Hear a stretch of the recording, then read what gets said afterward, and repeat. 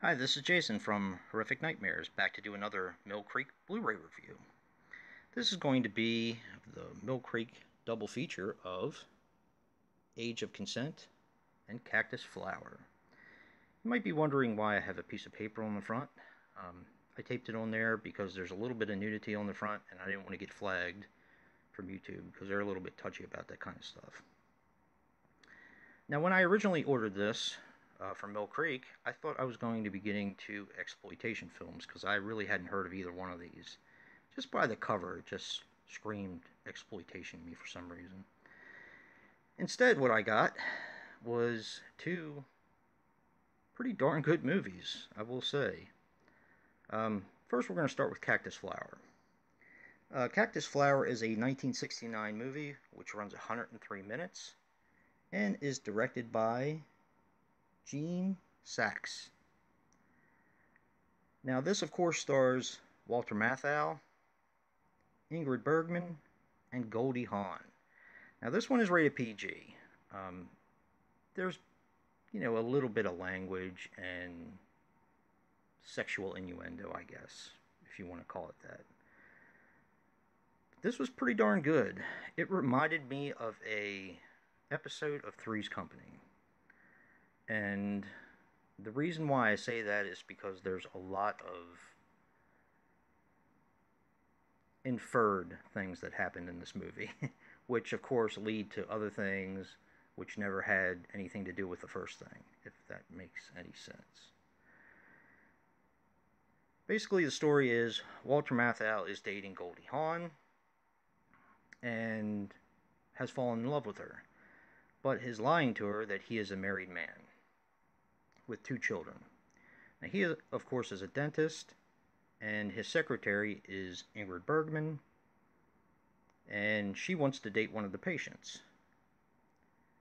So Walter Matthau asks him to be his wife, for Ingrid Bergman to be his wife, so he can kind of keep up the lie for Goldie Hawn, and craziness ensues from there. It's a fun movie. It's very fun, very comic, very lighthearted, and really a lot of fun.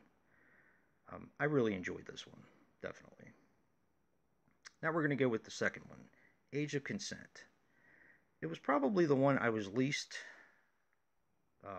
looking forward to watching when I read the back and, learned a little bit about it. But I actually liked it more than the other one. Age of Consent is a 1969 film which runs 107 minutes, which is a little bit different than what it says on IMDb. I don't know if this is the uncut version, or I'm not sure exactly why it's so much longer, but this one stars James Mason as an artist. His name is Bradley Monaghan, something like that. And this stars a very, very young Helen Mirren as Cora. Now, James Mason, as the artist, sells a lot of his paintings and goes to live on a semi-deserted island. It does have a few people there, but, mostly to get into his work and to paint and, to become artistic, to get into his work. From there, he meets Helen Mirren, which is Cora, a very young girl who seems younger than she is because she's been kind of sheltered from the world.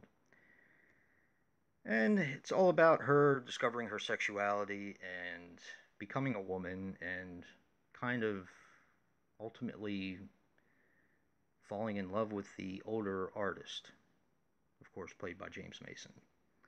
It's a really good story. It's an Australian movie, one I'd actually never heard of, but the performances in this are incredible, absolutely incredible.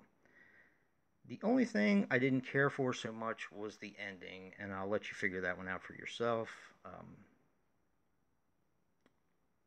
I don't know how to say why I didn't like it without giving it away. So I'll just say I didn't particularly care for the ending and just leave it at that. But here's the presentation. You have the front cover. Of course, you have the back. And age of consent is rated R, by the way, of course, for nudity, foul language, adult situations and themes and stuff like that. Here's the inside. Now, as far as the transfers go, these are both from 1969, and I was super, super impressed with the transfers. One of the things I've noticed, and I think I have a theory on why this happens, correct me if I'm wrong, please, but with Code Red, Mill Creek, sometimes Vinegar Syndrome, a lot of times the beginning credits and or the end credits will be kind of spotted up and not look as perfect as the rest of the movie. And I have a feeling they kind of do that in order to save money on the transfer. I mean, I could be wrong about that, but I've seen it happen on quite a few movies.